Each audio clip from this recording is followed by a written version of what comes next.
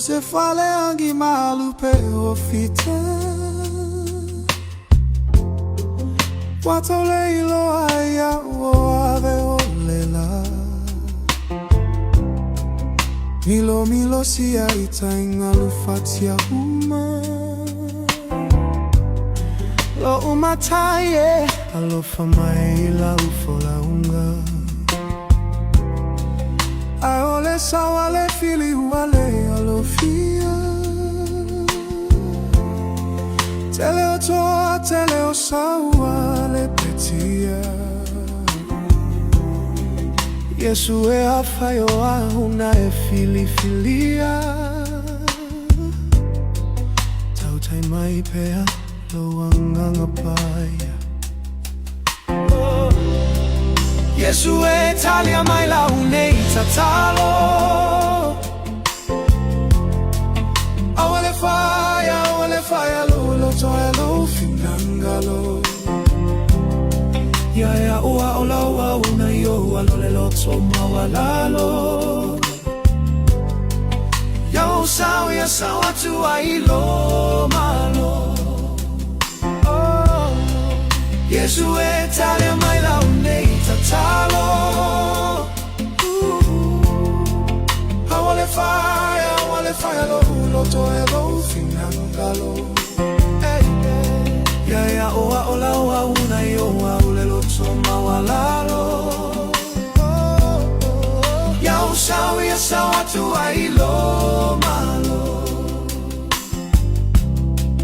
Aofa solo peolo uneva ai Ole toa tele olo wauva a ua fa solo mai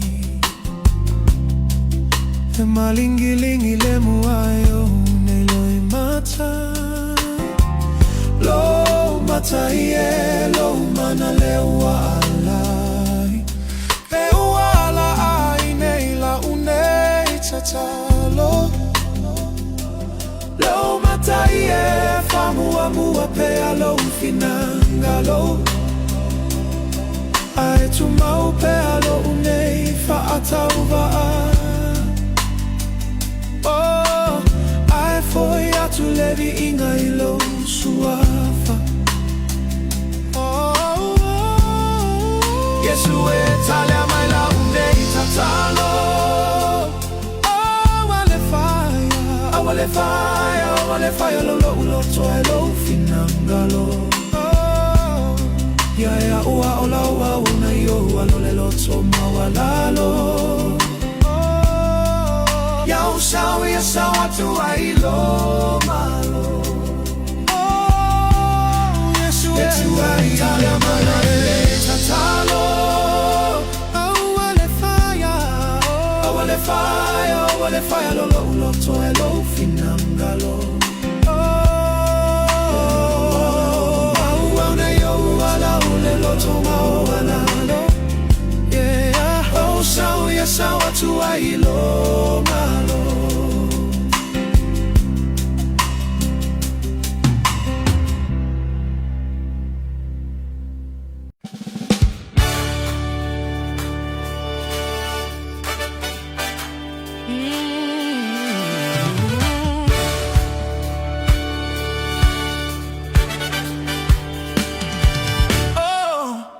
Osana imeo pito alunya Wamanu malo Leleona osayuta Osana imeo pito alunya Wamanu malo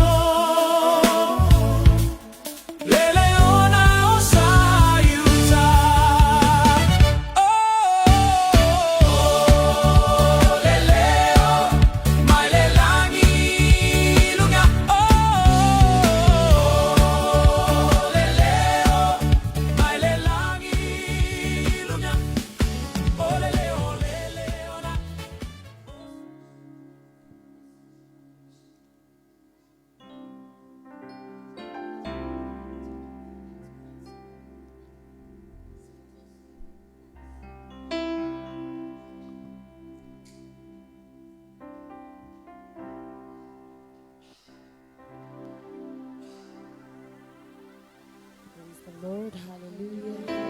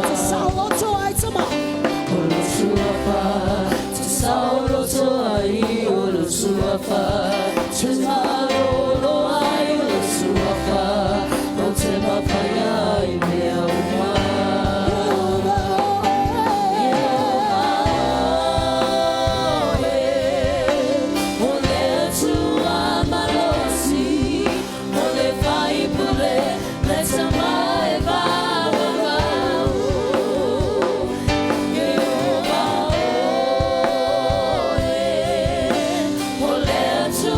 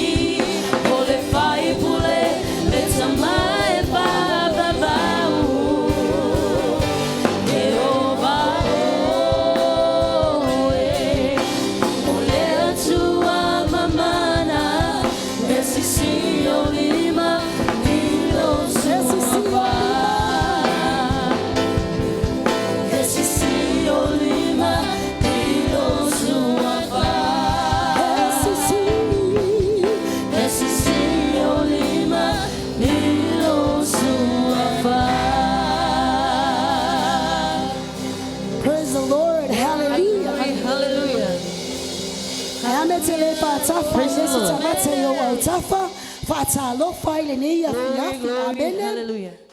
Tell to sister to be say amen. That's the valley le ne ya It's a fata lo file ne ya amen. Be let to one. Praise the Lord, hallelujah, hallelujah, hallelujah. Glory, glory, glory. Lord, while here, what to pull and halloween, amen. Tassilu Tolofa, he might say, amen. Praise the Lord.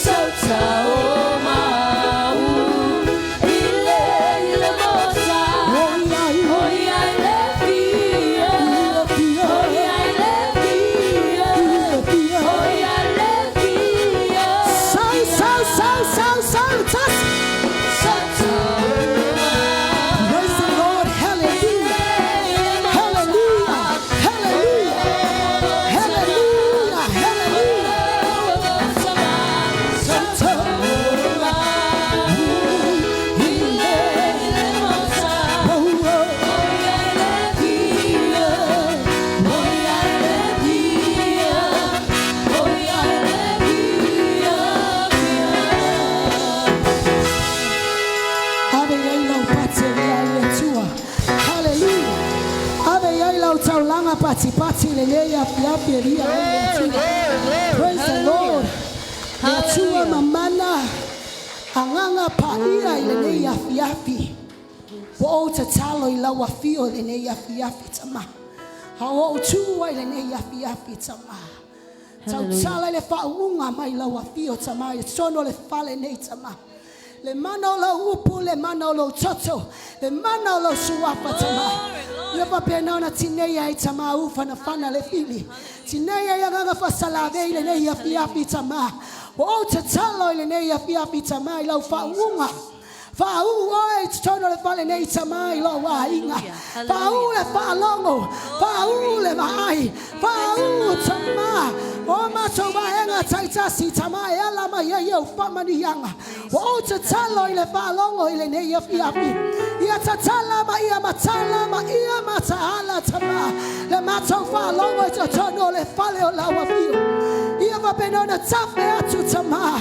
Tafe atu ongi inga ile ne yafi. O fe tama se mama tama. O bala au tama. Fai ne yafi tama se fama ni yanga se uso. Se tama, se tina. O lungo le upenga tafa ilangi tama. E ala le viinga ta pena lau fana le ne yafi. Oi se se yai se mai le atua. Oi se se yai se fa lave tama. Oi se se yai se mafati yanga. Oi se tasi tama saule ne yafi tama. Oi yai se me opona ti ai le atua. Wa o bala au yate oe tama. Wa o tatalo yate oe le atua le yafi. Ya tatala no tama tama.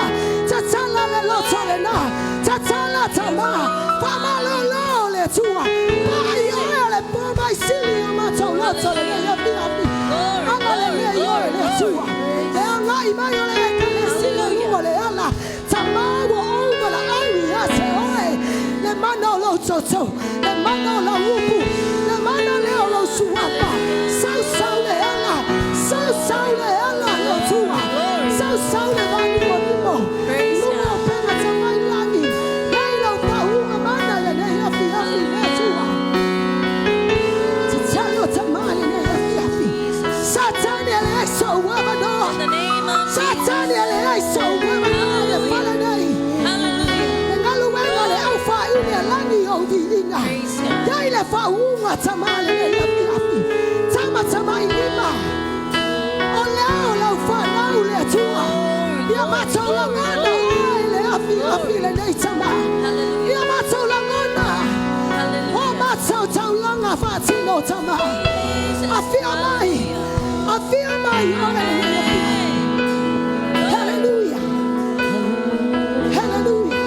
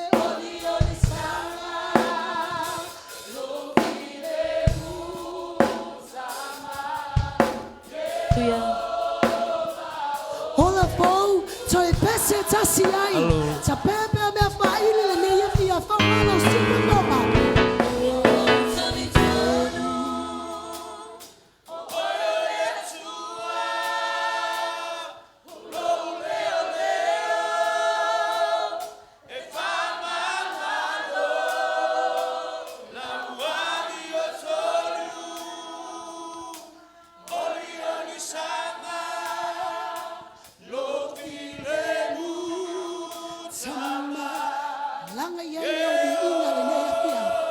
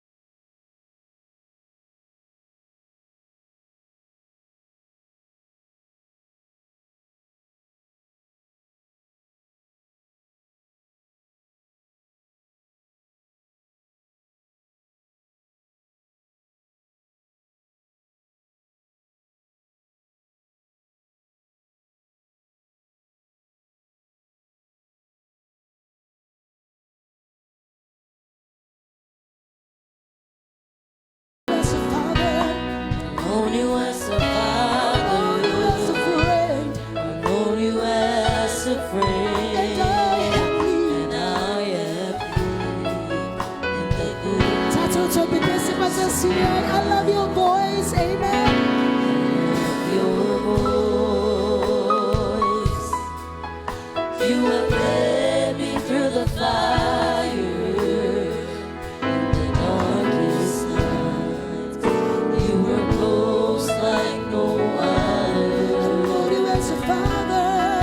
Known you as a father. I've known you as a friend. I've known you as a friend. And I have lived. I have lived in the goodness of God. All my life.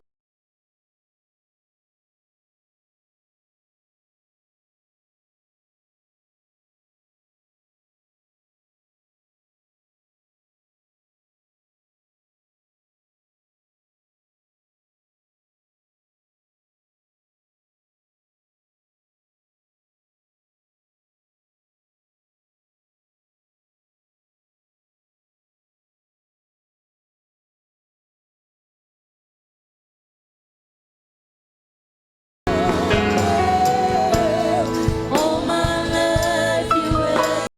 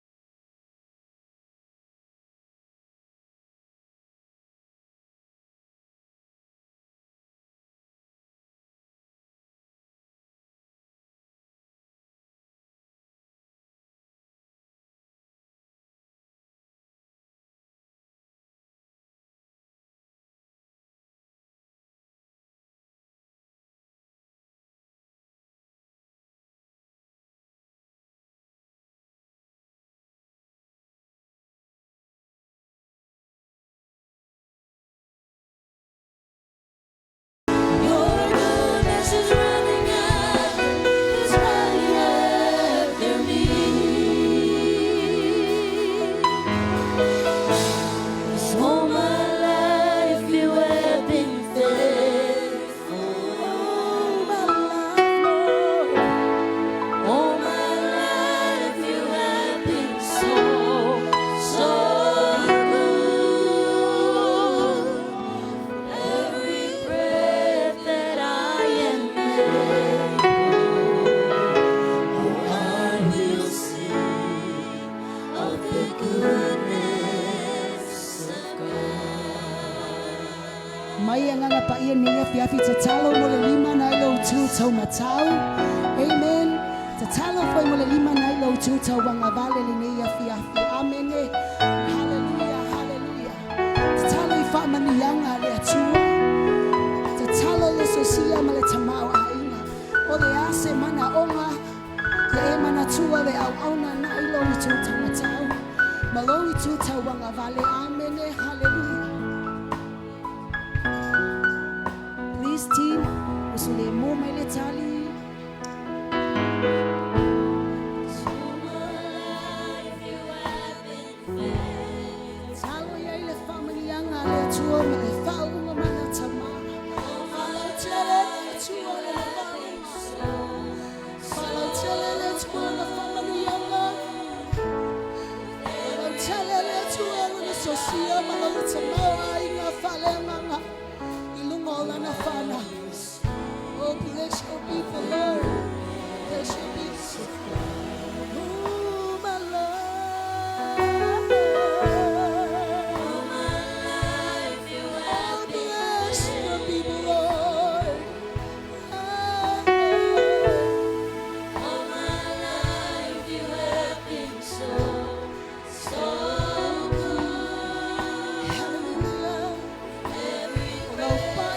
family yanga. O se fama fana fana fo ilo na loto le ya fias. Hallelujah. Come on, sing again and oh my love.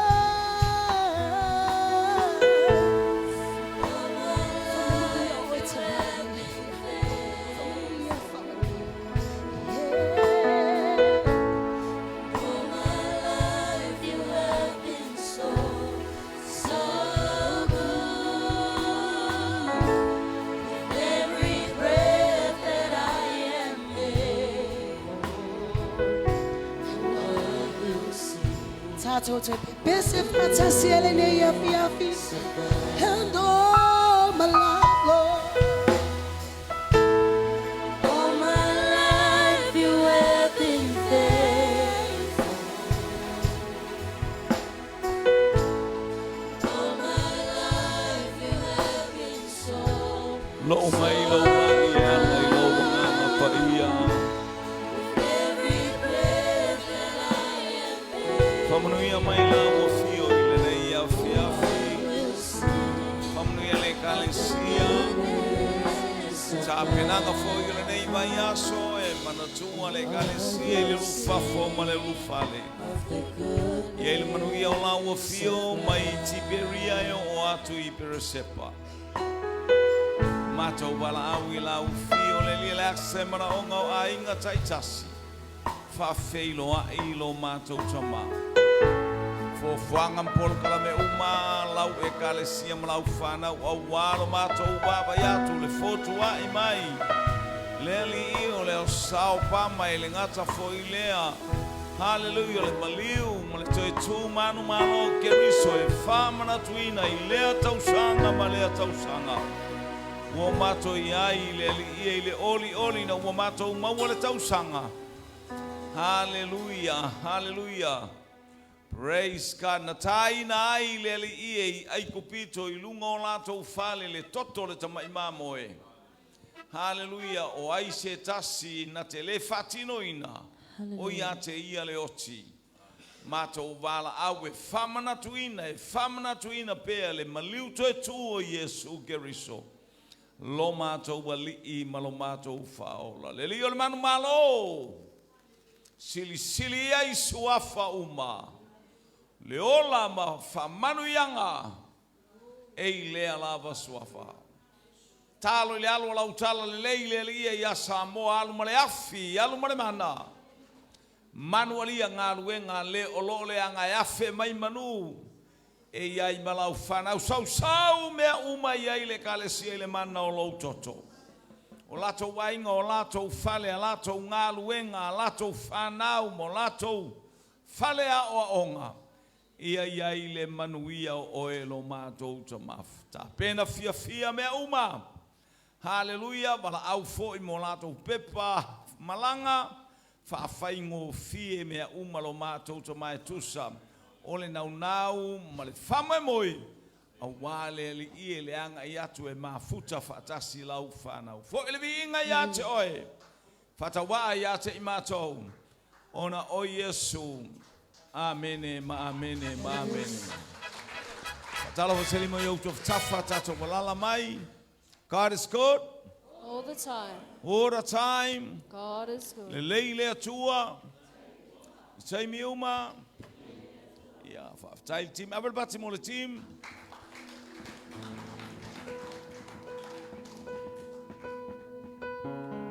Praise God. Vai fa leito mics langa e tutu tele na tu I e saulo watali e teul falsa e sauta ato solo to mics. Ele leile atua. I say miuma. God is good. All the time. Yeah. Whamanuia le tua I ainga o le whato tua. Praise God, ai mai se fo ilo tātou iai, whaftai tātou ainga, mo tālo sanga. Hallelujah, ia te ila tō tālo. Tālo I tonu ainga, ma tonu o whale le ngata fo ilea, ma whatanga le rise and shine. Hallelujah, praise God, ia manuia o le tua, ia ilo oi o le tinata tālo. Wherever you go, which direction you face, ia e loa o oe o le tangata tālo. Ia le ali. Ua moli le nganga faftai le kalesia. Haleluya, fatalofa upenga tafailangi, talofa lava abel pate vi ele atua. Haleluya, haleluya, praise God. Esse ali mol le. Praise God. Peuva el fitu fo elili le sa muli le uma koi. Wa esse le mumu el fitu ele ngata intisenga au tavela sia. Praise God. Amen.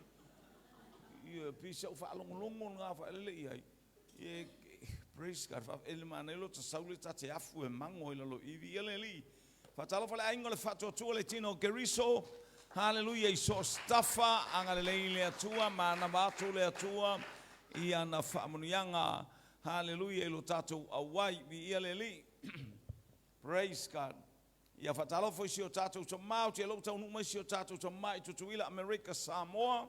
Hallelujah. Abel party. Aftai sa Yesu tatu toma. Hallelujah. America, Jasiane Hawaii, ili Tino Keriso il nata fole lalolangi. Ia aftai olo ia ile manuia tala fia mai feiloa ifoi. Hallelujah. Ia matasha mamao. Praise God. I Hawaii out tapena ai fainga malanga foi. Hallelujah, taliu mai I Samoa nei America Samoa. Te lola fatala fatoma ni ia leli ia sei anga ia tule fainga malanga na batule o seinu. Praise God. Ia leli lau fainga malanga aivi ia leli. E molil fa'aftai si o tātou ainga. Hallelujah, ile au tau alo tau ile aso male aso ilunga upenga ta failangi avel pati vi ia le atua.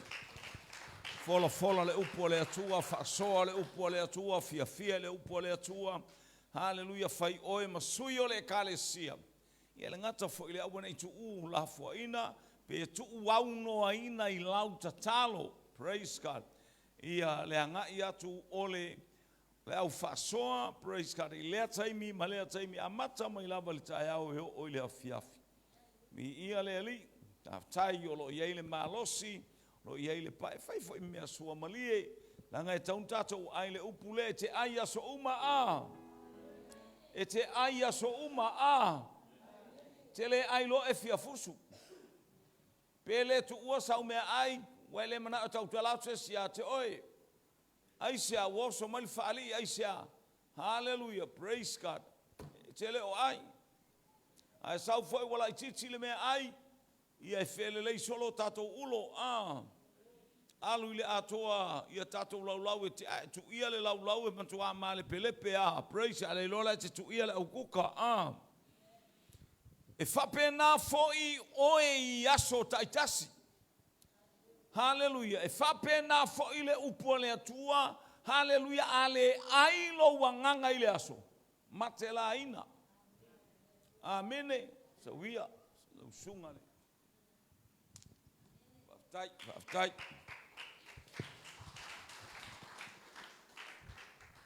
Ese al foi fingo. Ese foi al fingo le ilia le kamaloa a. Ese ia tu inga. Ia tu inga mea ia e. E fai ai design al kamaloa le mai falalu po faftai. Avel bati. Mo pene malon tina faftai. Kamuia le tu le ainga. Vi ia le ali. Praise God. Ale aila oele aya ule fionga le atua ile aso male aso. Amene etele manu malo etele malo sia lo aile tino. Ai a umana na pea ele lo mata ta feane lo faua tele lo seme ai sea. Otile anganga. A ina o mai fa fitauli taua mamisa. Hallelujah. O mea te tatalo ai te le malamala mai ai ke mai ai tupo saulo le na ta ule sias ole joyful hours hallelujah le anga le loto tangata e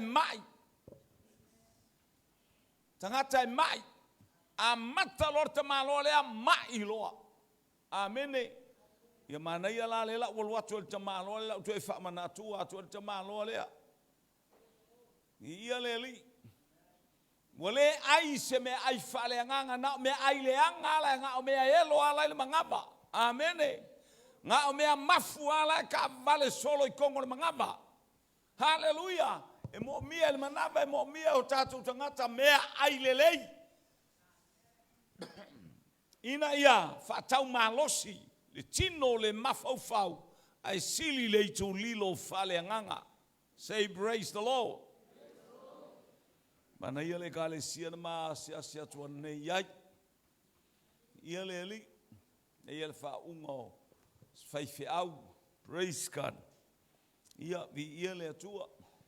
Ia matau le sasa si uso le fola nei o nei ala na lotu malana. Wa fola fo I la alo fai se lotu lato no o sai pipi. Amen. Ia o me o mau ile avanoa. Vala au lo pe afa le alu. E fu tato we vabel tato tautala ai ngesel faati non io esel me al faati non ia evi ia le tu o me sili vaftai ua fa nga hallelujah praise God tumu sauninga ia vi ia le li tai le tua praise God ia ole tala tu spa ia e ia tau saminga fa pto ale no o Israel.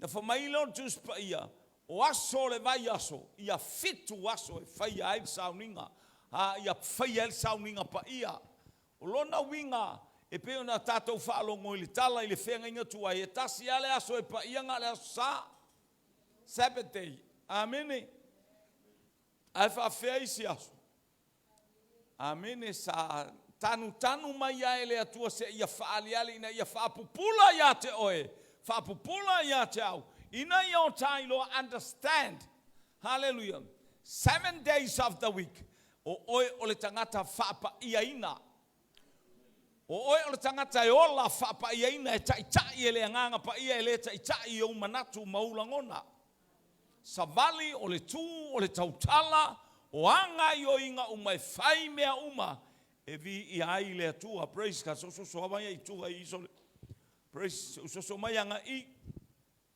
ele leile tua praise God. Thank you Jesus. Thank you Jesus.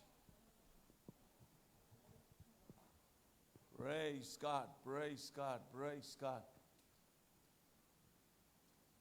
Angai aquel nga. Ole ko mua hallelujah. Au mana ia telel moli. Hallelujah. Praise God. Vi ia le li alanga alaunga I se fai au. Ia e afo.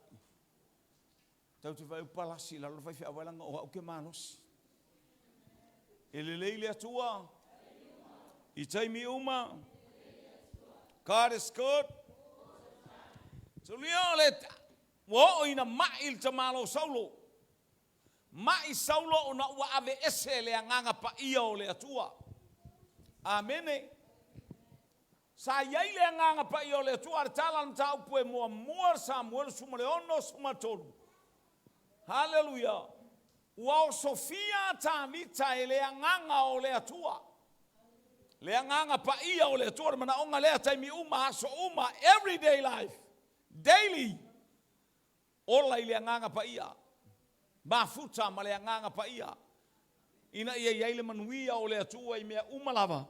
Hallelujah tato te anga ia ile ataimi male ataimi o mena fa le tonu ai lau. Fa sipa ai o wala. Langa tai. Hallelujah elo mafau. Praise God. Soli. Ya uma sina mele ina batule mta upule se le fa mangaku mai ia tau.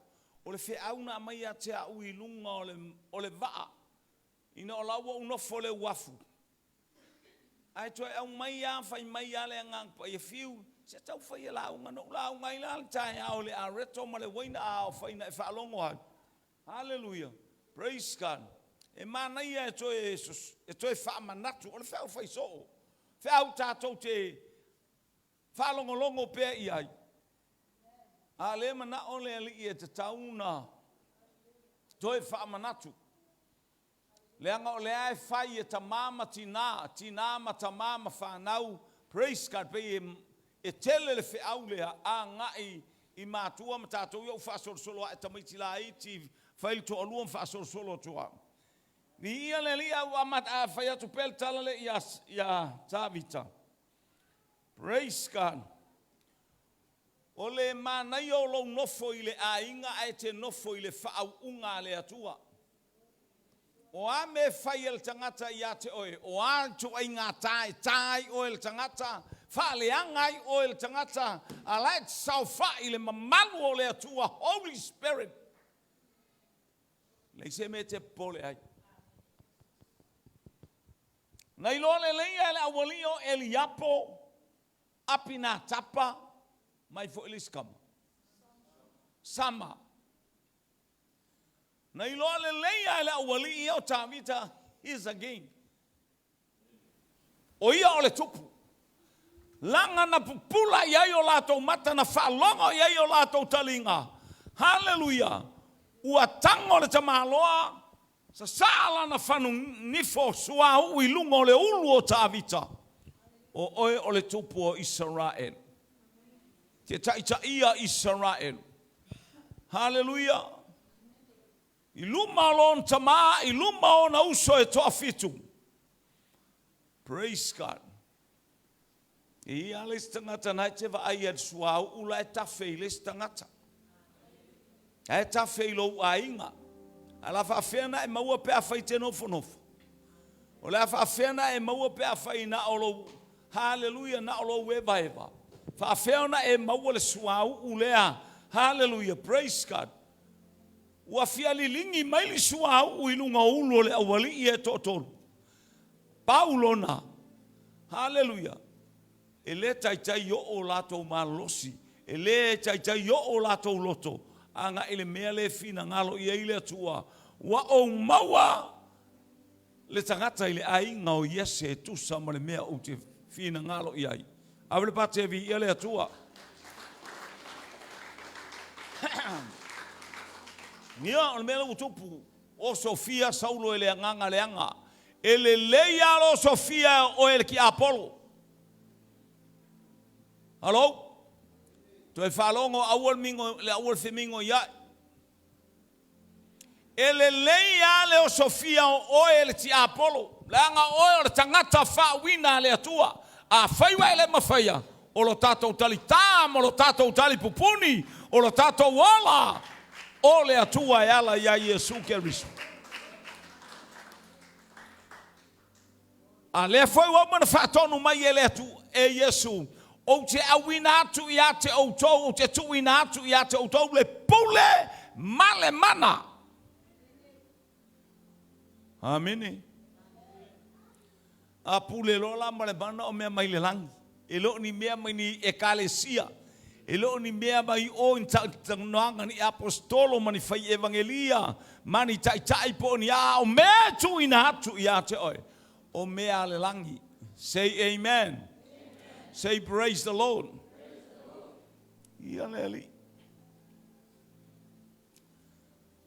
Leanga loto fo yo le awali ia makaulia nga oa ia mataulia e alua leanga lo loto wa mai. Wa mai oi e leanga lo loto a mai fo tai. E mamai uma le kalesia. Hello? Hello? Mena tau te malo selanga ele mai tau tai. Ele mai tau foi fiau. Hallelujah. Hallelujah. Ele fa pea ele saule lotu na mai ai fua le ol fai fiau. A e vai fa mai Paulo a e vai o tele vai. A e tinga o tele tau a e tau suai o tele tinga. Praise God. Umana o ina I tātou o la fau le ingoa le lotu. Lea wa fau popo mai ma tātou no nofo whātasi. O la fau o le alofa tu noa. Toe au mai ai ma lea whaapale ina I ate oe. O le alofa tu noa. Te ilo tangata lo alofa tu noa. Tangata whaamawalalo. Pamatus pa I e te le atua I e whaamawalunga. Ai foa ina le alofa tu no ie fa mawalalo avel pati vi ia le tu ai fia mawalalo me tawa le alofa tu no you are to humble yourself before God e ao ona e fa mawalalo I luma o le atua I lea taimi ma lea taimi praise God fa mawalalo fo ilo ainga fa mawalalo yo uso a fioane ala to e tau feturi lunga ma felele fa mawalalo pe oe amene amene ala tato wa ai me utupu mai saulo ai ta vital ki tara pero tanga mai o se tau mal pokalame la au tal vo sai vi ia le ali wa umai ku ai nga mai wa vange mai wa ai ilo ke lo e pe ai o ilo mai le o le kanga kaleanga o e ke fau vi inga o le atua o e ke manga o ia fa pe haku kanga ka aka oka sole ese le makaukia o le kamale ese le makaukia o le engele a o kau au a makanga pamu ilunga pe lai pamu ilunga se halo wa fefeke ilunga lau pipi halo halo o maso wa fefeke ilunga ele leile atua I taimi uma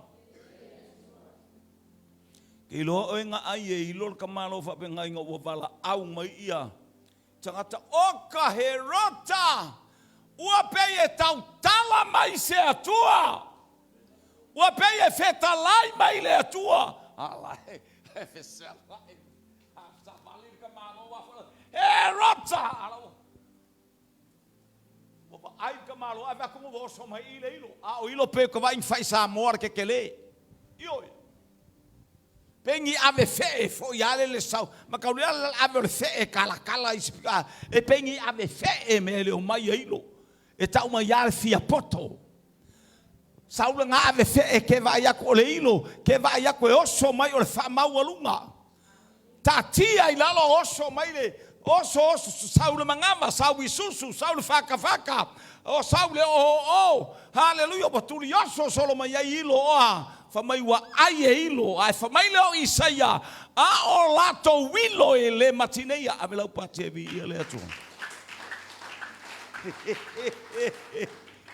haleluya ma ai oi ai ese ilo e ola mai ale wa amatana e falongo atua wa ai ese ale alu al molmole ole ngungu ese ala u falongo le suka koko mawalunga e ese ale ai ale ilo hello praise God ioi le leile atua I taimi uma iol mena na o ya saulo mala walia a mai kai e mamai le kalesia hallelujah bele mana yai awal mai tai praise God ai ola tai falongo ai le amatanga o le kalesia o le ngoa o le kalesia ola fo amen new life in English te tauna e saua palalasi ese hilo ngaya ya ke oe ko ulu ese hilo nga aya so le wa mole pe o le maukengi le mau ai sale moa wa mole mai oe wale ko yai se hilo wale ko aki se angufe lo wolanga aya praise God wa u tapa oile suau o le nganga pa ia hallelujah ele leile atua si fa matala mena mai ate au oila malanga savai te no foi tono le potu na war tangata le potu tangata matua tangata foi pensione la ngala auto tonu e pel TV le potu le pensione o fafo mai ai foi le si TV kama ke le la alu ile atoa le fafia fianga ai sawe mal me pe se fale aitu sau mal me pe se fale aitu e sawe la le upu fa apea o la pe o te ngia O le mea le wa iai oe. O le mea le wa iai ia oe. Wa sili lo wa lofa I lo tolua nai lo lau whanau. Whalongo lei. Wa sili lo wa lofa I lo tolua nai lo lau whanau. Sorry. Wa sili lo wa lofa I lo tolua I lo wa lofa I o matua. Oi kanga whape ngami. Sili lo na se va sili lo ngalo limpia fa sili lo walofa I lo tolua. Oi sole. Kasi ale kanga. To sili lo ngalo to lava nole sili lo ngalo lima pe sili lo walofa I lo tolua nai lo o matua. Awale fa kanga si ai lunga. Kasi la sa ko yo. Oi la sa ko yo lim. O lea, Martin, lua fulu, ia le pe wau mai pe ko ke kama, pe o le ke aku pe ko ke le mai loa le si, pe o le si, hallelujah, pe le si ai si ia kwa wai hoki ai si aku, alo? Wa mai leo, o le upu e kopi mai e tangata, o le upu a fasala lau se tangata,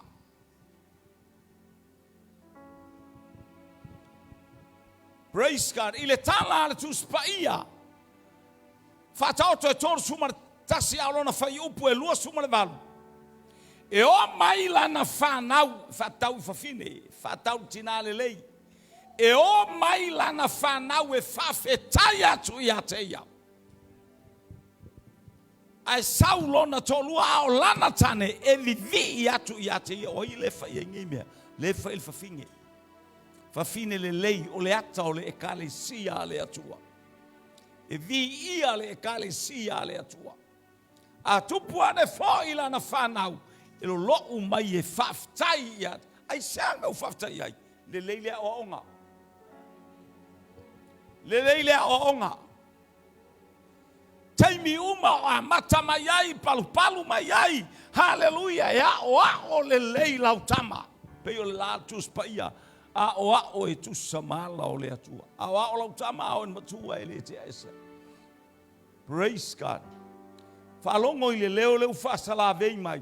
Ua sili loa lofa o le tala le arfine.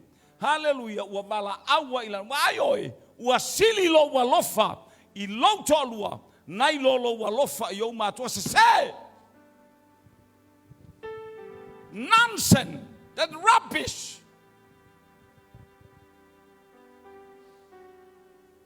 Hallelujah. Vai mai tato tusi le fa mole fanau kene se lua fai upu e lua sumalfa. Vai ora kene se pito ai lumar tus pa e fat for kene se ato su e marsiusi. Kene se lua fai upu e lua sumalfa saulo. Hallelujah.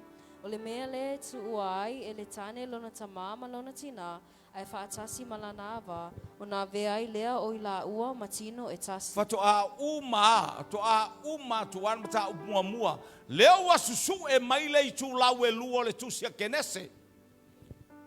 O le ata o le whatatia mai o le whatoanga le atua o oe. Tafe ai male vai tafe. Pisona kaiona e ufirate mahike teru. Hallelujah. O le ata o le anganga pa I e tafe I totonu. Hallelujah, famnuia o fela I tulangi. Hallelujah, sa e sifo matu matonga. O lo iai fa manu yanga ale nganga paia. E te inu fia, e te inu oli. Te inu mauchino, e te inu sauloto, e te inu le file mo o le atua. Abre pati.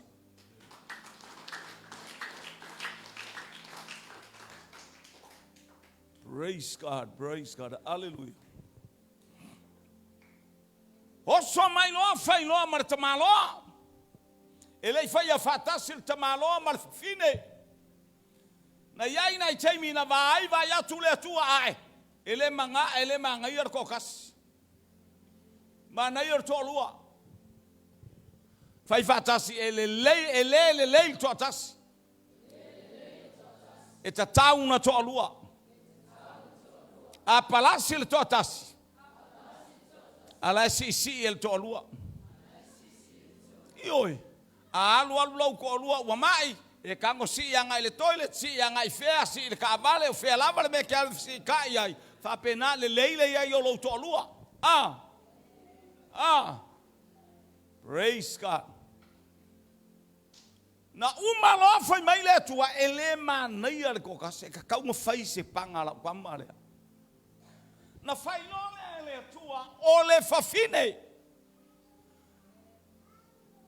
Ia o tele lo a pa le ngof o le woman no winga o le woman le man. Arta malo o le man. Lo na winga o le po ia yo fai si malo si o le upua pe a via le tua. Ona fatatia lea. Fatatia ta maloa. Fa moe ngase. Ai sei lo na ivi. Ia e loa la tina atu e whamanatua atu fai so ia kou whei kai ia kia upea whakapea. Moe ta maloa, ai sei mai, na whai oe, whai moe a oe. Amene. Nga whai a alae moe ka maloa. Ele whai kei ka maloa. No la whai a, e sei mai a ele atua oe, alae moe a. Ia i loa la oe, ole mea moe oe ka maloa. Amene. A faila moe ke makua vai ha. Ai ese le mele o iai o kou malolosi. Kou malolosi le wa kou iai. Vi ia le ali. Praise God. Sei mai le o le ivi le tuo a tamu. Le o fai atu o le ata o Yesu Keriso. Le ala tatou sama le atu le masina le nei. O le masina mua le nei o le tausanga I le nu o le atua. O le amatanga le o le samalinga le nuu mai totonu ai kupito. Hallelujah no mai lo le o le nuu. Le la fai le paseka. Le ua fa manatu le fai ngā le paseka. Aena amata fai mai ai kupito. Hallelujah. Hello? Hello? Ua toe o mai loanga I le bao. Male maunga o Sinai. Lea au mai le tula fono le mena e te vai a apero amo. Na fefe apero amo, pepelo apero amo, hallelujah.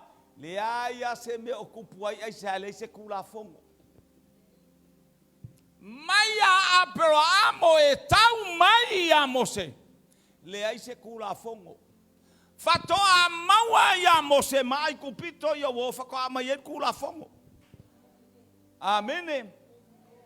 O mea uma la tatou te kwa fare con ke fare vai apelo amori walu ori apelo amori pe pelo ori fa mo yele songa ko oro fa fela le mertus paia lo wainga hello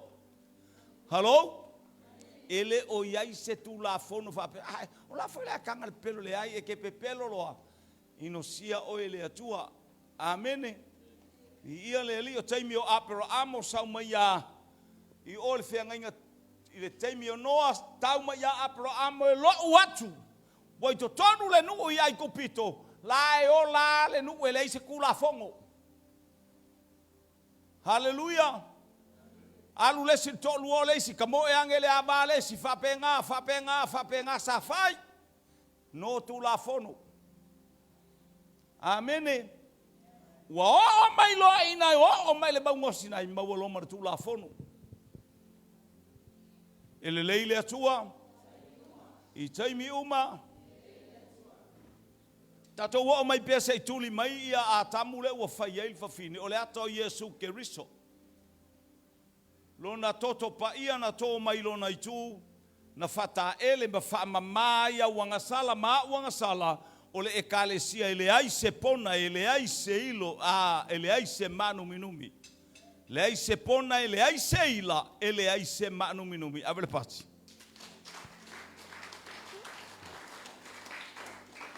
Fai mai no le tu spai al fai upulen fai tau mai nei. O le mea le tu ua ai e le tane lona tamama lona tina ona matua ai fatasi malana va. E lei fa mai o ile ai ngore fufine. O ile ai ngore tamaloa ai fatasi malana va. live together with his spouse. Amen. Amen. Mi ia le atua ola fatasi malana va. Praise God. Taofi mai le upu a tangata. Lea ua tafe atu. O se upu se. Ma se upu e fa se ai le afionga le atua. Wasili ilo walofa. Ilo to alua. Na ilo o matua. Se upu le tala fea ngai. I ia le atua. Ola mail tamama le tina lea ua mafuta. Hallelujah. Ole mea lea na tu ua ai ele tane. Lona ainga. Ai fatasi malana ba.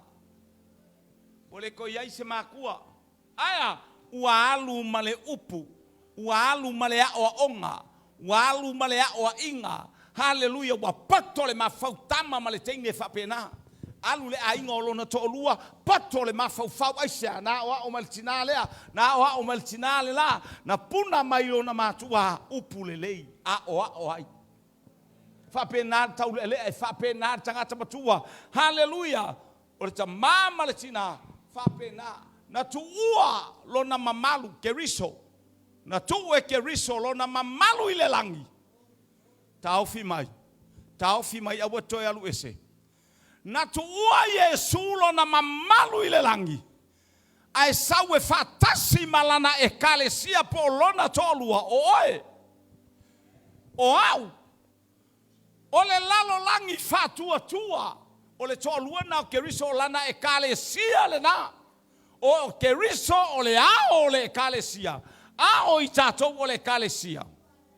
Na tā i le toto le tamai mamoe o Yesu keriso. Ave lau pati e vi ia le atua.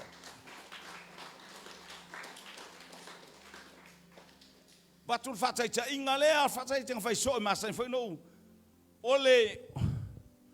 Ole fafine, amene. Whanaula na tama. Praise God. Soli, sausisia ulua.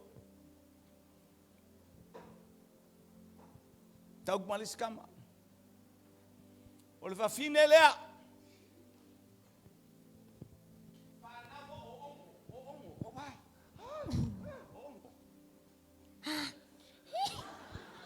Apea. Fakai kai. Alale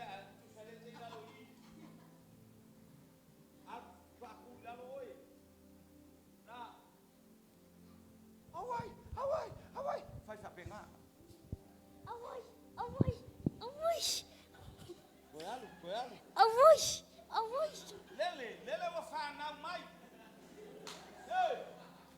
Lale wa pala se pila lalo kakia mai lalo. Lalo kakia mai. Kango u le puke. Kango u o lo puke nga.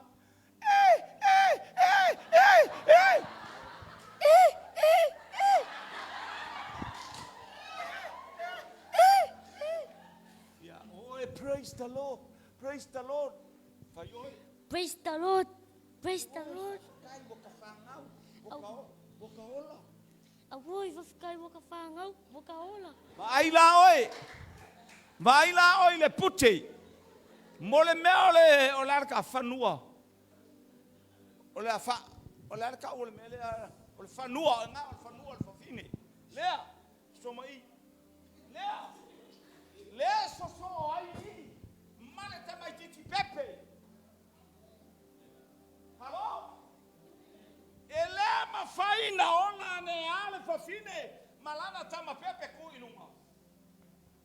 Elema faia so mai. Por me sabari ai ya or kamala sabari mayo. Sabari mai.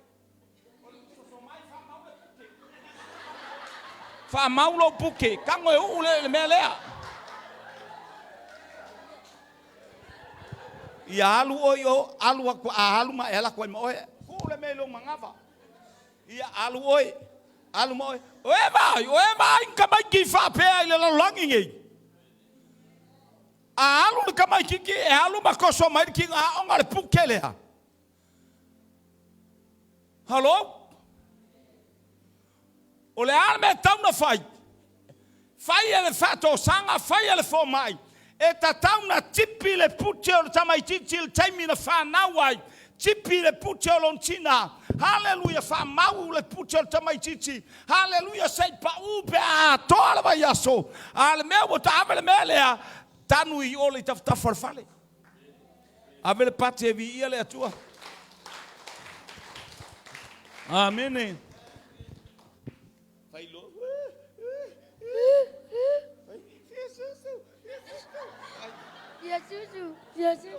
Lea. Le mea le wa ola le pepe. Ia lua pepe la. Ola le tina. Ave le pate e vi ia le atua. E fa pe na le mafua anga le be vesi ai. Ma tupu ai lo fe aloi fa pe ai wa tipi le puti o lautama mai ate oi. Le anga e te mana o oe o lau fato nunga e fai le teine le au fai longo lua. Halo? O au kala uma e ke manga o ia follow lau kama ia kala. Ia follow lau tama e stai me e te fetu ai. A loko e koi le ngukor ko lua koi ai sea le anga o oe le ma. E lo ki pia puke.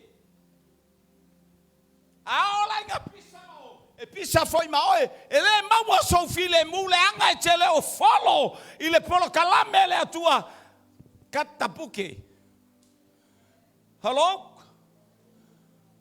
O mea uma le te mana o ia aia tu ala utama I mea uma te whaia. Wa oi nei matua wa aia tu o mea le anga uma e ke kaukalai. Kaukalai. O mea le foi e tautalai. E tautalai lau whanau. Amene. Amene. Ai a tipi lo le pute. Ua alu le teine whailo na to lua. O e kau maua mai a mamai a ke oe mawhile mu a ke oe ma maka ngō fie a ke oe wow le ki ho polonga whawhala au whawhtai tama whawhtai a nganga paia wau malama lama e lau tipia lau pute hallelujah mai lau tama ioi o le le ki pia o le ai ke lua sokai me fale ko ai sia le ai aku ya ke oi wa ai se kwa o le tao pepe tamaititi sa fa ye me lor fa fanga tu tino tina fit from her mother praise God a ua matua o lawa o ngale le wa e fa fanga ai o ame wa e fa fanga ai ai o mata vai e alu se ai no so ko lu ke le lo fa fe au la langa le mea lea, o le hale I tua inga mea lea, o ai tua, mea le lei e te tā pena, pena ai sea, e te lua le mafuta, e te lua le mau pea ma lau whanau. Ele lei lea tua, I taimi uma, o le mafua anga lea, praise God, o le mafua anga lea o le tātou polonga, hallelujah, ma le tele, praise God. O mea tu tupu I to tonu o ainga. Aisea, e te leo whama tu ua. A o le tala foi ale tu spaia. Hallelujah. E te alofa I lautane, e te alofa I lau abaha. Hallelujah, fato a fate te ele oti. Ares, hey, awoga ko ba ko saulo ko luanga e. Ba ko saulo pala ma le ulu le ulu le. Praise God. O au tala, o au upu, e fai le avala e tolua lautama. Amen. Amen. Praise God. Ai tu ua ma e o se mea le lei o la to volanga le fai mal tu sia fata oto. O le tina le lei. E o maila na whanau e whawhetai atu mada ku marikawale. Ai. Oh, yo lo sau fo lo le kenge yo e isi whapai o lo makuala no sau. A pa fai por te teine matua a sau ngo oka se whakau ko mai malau ke ukusi o lau tupe pe a mai lau tupe aver pati e ma vai atu la ua hallelujah le pota e out te se e mal ta vale le si au vahenga hallelujah ia tu mai se alanga povi hallo tu mai se alanga pipi praise God mai fair ia mea o laua o a onga lele ua tafe mai o le loto whaftai. E o mai lana whanau e whawhetai. Ai vivi i atu lana tane i ate ia. Ma loti nā, ia peila ma ua.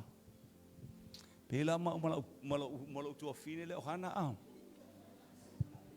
Praise God. Ioi. Au mai nei nei tamaiti a.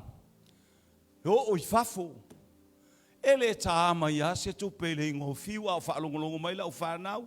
Ioi. Ele ta ama ia. A mātou tala noa o awe vili iai. O amai o kou. O amai o kou. Ai sau tu pela fo mai. O le ingoa. Whaiahana alu wawa ai lana. Ioi. Lana account. Ai pe ale account a fiu. Pray. E kalango ha kwai fiu fa ko amai o kou. O amai o kou. Ai sau le kupe e sau tina. O mai lana whanau. E whawhetai atu. Sea mea le lei, langa ora tina, peia e le tau whaamatala, le amatanga ora soifua ma le ola, tina, le tau kisila fia tina. Lale wo mai lau whanau, e whawhetai atu. Ele misi le vai aso. Hallelujah, whamanuianga le atua ia te oe lau whanau. Hallelujah, aisa le leina o au. Tele matua e whapeane, hallelujah, alo whamai se luma ngai mo siaka whangau mo sikenge lea. Anu lo le teine e whamai ua maua le avanoe aluai. O le tala artina marita mafia maua se luma nai. Lo wainga, the only future of your children is in you. Hallelujah. O le whamo e moe male luma nai o lau whanau nai a te oe. Nai a te oe. O le alu I whelo wakali ngā lakulola ia le ngā o hai. E se ale mea la wakupu ai. E wai bala ot. Wai le vanga e luaku. E ke lei maua mea singa kupe a main. Amen. Fa mai alu e sua se lumanai. A leo le alunga e sua se kupe a wan fa la velave a vela upate e vi ia le atua. Fa mai ongo sai mai au mai le kupe. E le kala fea ngai malo mafau ngā le lua se lau ka la ar konge lau ka ma le ka umai. Le ke mimika I whamai ka I lafe ka I lua afe. Ai saule te tupele a mai na le lua se lau. O ka wakili ai. O ngā malanga I lunga le malama o fofonga. Hallelujah. Praise God. I lo I lunga whaka yo. Ngā lua kunge se iwa ai. Se iwa ai. Amen. A o lau tala. Se alofa mai se lumanga I o se au kama. Ele ai se lumana I maua mai New Zealand. Le ai se lumanga I maua mai Australia. Le ai se lumana I mai America, Hawaii, wherever around the world. There's no future of your children. The future is in your hand. Amen. Mai fair. Mai le atua malau o onga, mai le atua malau whatonunga, mai le atua malau tutu lima I lau tama. Hallelujah, le teine ma le tama. Ia le ali. Ia le la sa uni hoi tutuila.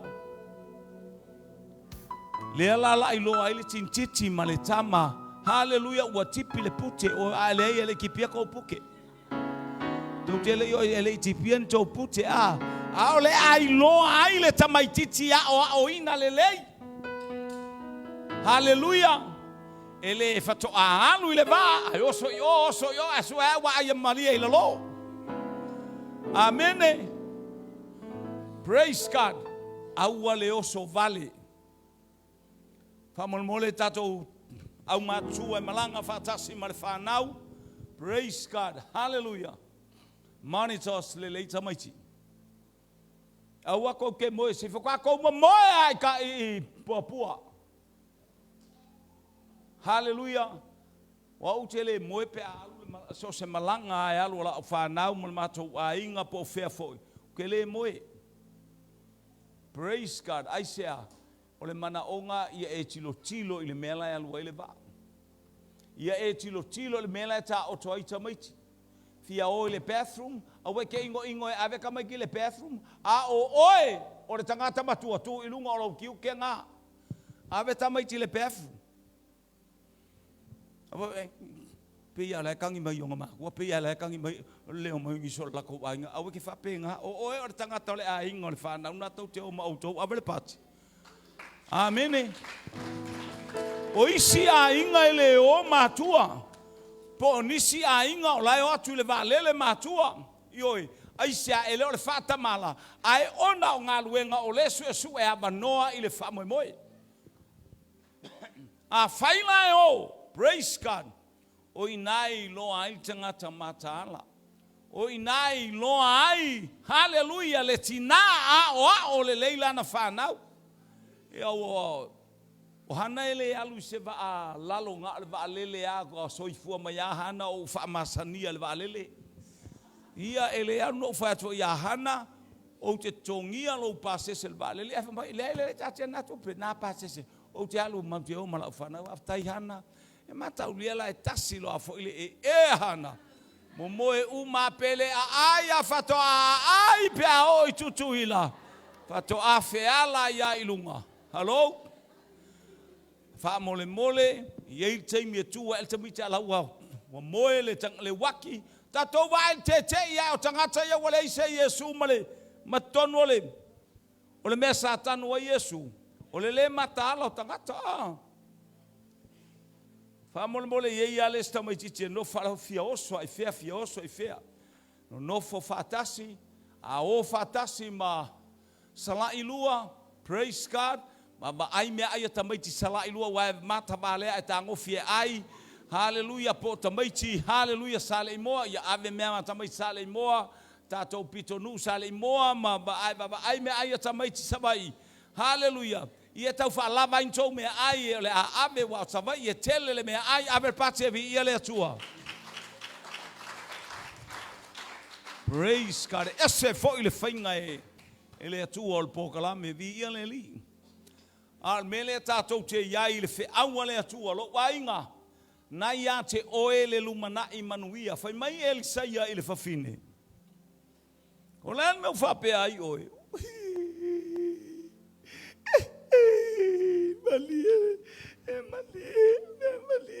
Malie masta. Malie lau sunga vai fia ua oti lo to o lua sa fai mau polonga. Sa fai mau au na gana. Wau le mawhaia ka kukongi le ai kālafu. Ua koe au masi au whakau au hoki lo ko rua le ai whauna lai mai le ai kālafu. O le ala le me te mana, wapole mole. Wapole mole pe se kupe le ko ue ka le sia. Pe ia se kupe le whapoko pokonga sei. Sei whai ene whala me la me o au. O a se mea oilo whale. Tala na Elisaia. What is in your house? Le ase mea oilo whalo wainga. Nai ya te oe le tali o le mana onga. Laia te oe, laia te au, laia te tatou. Hallelujah. Tatalo i le atua, anapongi i le atua, whalango lango i le atua. The answer is in your hand. O laia te oe le tali o le mana onga. Ia sau e alu. Ai vole whangu sua u leu tatou loa umaratala. O le whangu sua u lea. Na totongi ai le ai talafu. Na totoe, matotoe, maola ai le fafine. Malana whanau. Ia le ali. Praise God. Le ainga o le atua lai le tau whainga malanga. Le whangu sua u. Amene. A o la ina tofu tangata ma le sua u. Ia e fia ai ana I tamaiti al wakule me ai. Hallelujah. E se a chips le matutuila. E se foi chips fanga chips a kuilunga I ile vale a mata utu anga I oi. I fanga tongo. Se fato ai. Ni ia le li. Praise God. Alo nafo ai foi el simoi vi ai atua yar simoi vi miti ai ana me sua malia na se yo au bol ai tele I tau faoa I ale toile dole o le va. Hallelujah. I fai ko mi sanga I fale o le va. Praise God. Ai fatua tua ma falango lango I le atua. Hallelujah. Nai o lima. Hallelujah. Le tali o le mana onga. Le tono le kalesia o ai foi nisi o fatali o lato pepa malanga o ai foi nisi. Hallelujah o fatali mea uma. Fatua tua I le atua. A fai fale tonu no pepa malanga. Le o fai atu ya o ta pena e alu fatua tua I le atua. Hallelujah. Haleluia, ele leile atua. I taimi uma. A fai wa fale tonu lo pasese. Va me longo le fai lautusi. Va me longo le teu tupe. Hallelujah, praise God. A e alui o se lauta la e te pasese atua nei ai to e fo i mai male se lauta la America. Avele pate vi ele atua. E te alu le se lauta la ai talafu. Malia lausunga ao, lausunga pola te vao. Hallelujah, i tō walo lofa e, ia lausunga fo i alwhai lautusi. Ia lofa ane il tātou ainga, praise God. Ia istangata, hallelujah. Ia vi ia le ali, po le aian tātou tupe i o le fale tupe. Ia la e, saini atu e tata e mayama. Saini atu e, hallelujah, e fui maono, praise God. Ale ai sou pase se vame tau mai. Awe ke whialo lua ia ke le kaukala. Ala e oki lo fialo I kukuila. A fale tonu mai tutu ila e aua nei fale tonu le tape nanga le ola fau. Nanga ye taimi e fale tonu mai tu ila what it means e ye taimi e fale tonu tu e wala mai lai ta o ai ka aua bisi aku o le silisi. O le la ka usau o le silisi. Hallelujah, praise God. A wale va. Ayo aku le va nga wa umale aso mali wale u fa ai. Ngai alu aku lole ai alu I mangua. Ole manaonga ia o fatasi, tutu fatasi, fia fatasi, abre pati e mi ia le atua. Ina ia fa marianga le atua, bala au mai. Bala au mai. Me te tele, me fainga ta, me tau tele mawhaia. Bala au mai. O le tala nā al tuspa ia tolu sfulma le tolu le tusi a Jeremia rono whai upu e tolu wala au mai tali atu le atua isi o tatou wainga whafonga fo il tatou tamā hallelujah le taita inga le anganga pa ia o le mana onga le oi a abel whanau ta pena mea uma praise God ina ia iai le anga le leio le atua tu fatasi hallelujah e malosi ai ese ia tātou te whaia ina. Mi ia le li nei afiafi. Anga le lei atu le atua pa atu le atua. Alu mai te talo. O le asfaraile le vai aso nei o te atu uai tātou ainga. Hallelujah, moni usila. Ia ona o le pokalame.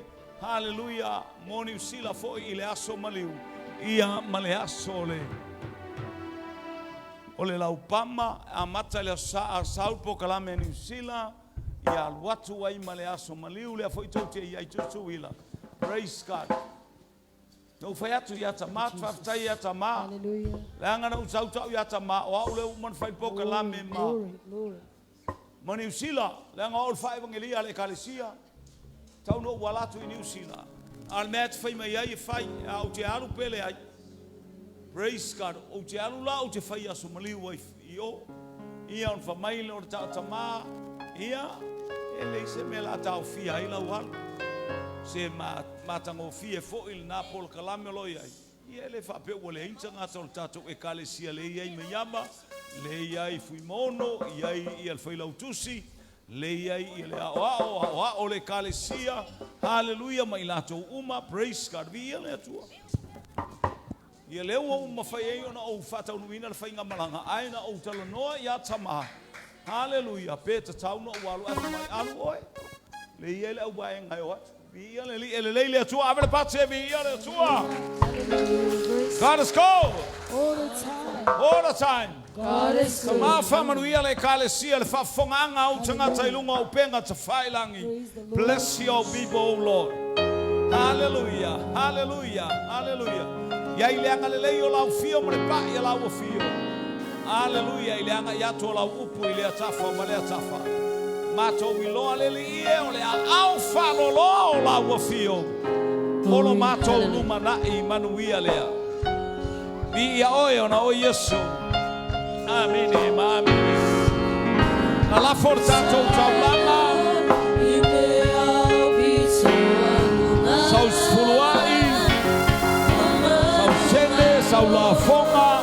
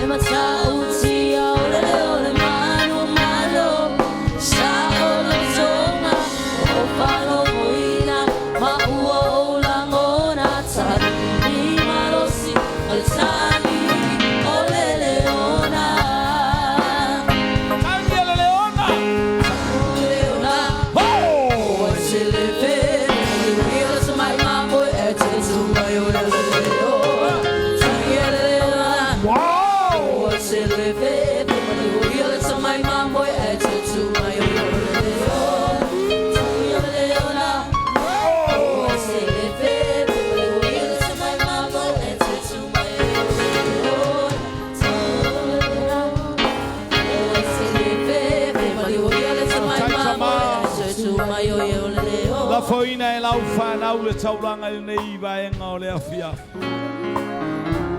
Hallelujah, mātou whalongo le tangi le leona, le tangi le manu malo le alanga ina. Eo le oli oli ma le fia fia.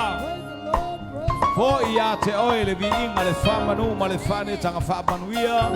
Le la fonga wa la foina e lau whanau. Whamanuia awa wauna. Hallelujah, vai malima awale kalesia. Mātou talo la mātou sauni e tu ua talo sau sau le ala le mana o lau toto. Ngaluenga o le vai aso ma onga le whanau. Mua au muli au lau a fio ma onga tonu au whamanuyanga. Mo i latou le ase mana onga o ainga taitasi whawheiloa i a lau a fio. Fo i le vi inga i a te oe le whatau waa i a te i mātou. Le mātou sauni e tu ua whatasi maia. I ume uma i lo vi inga o la o Yesu.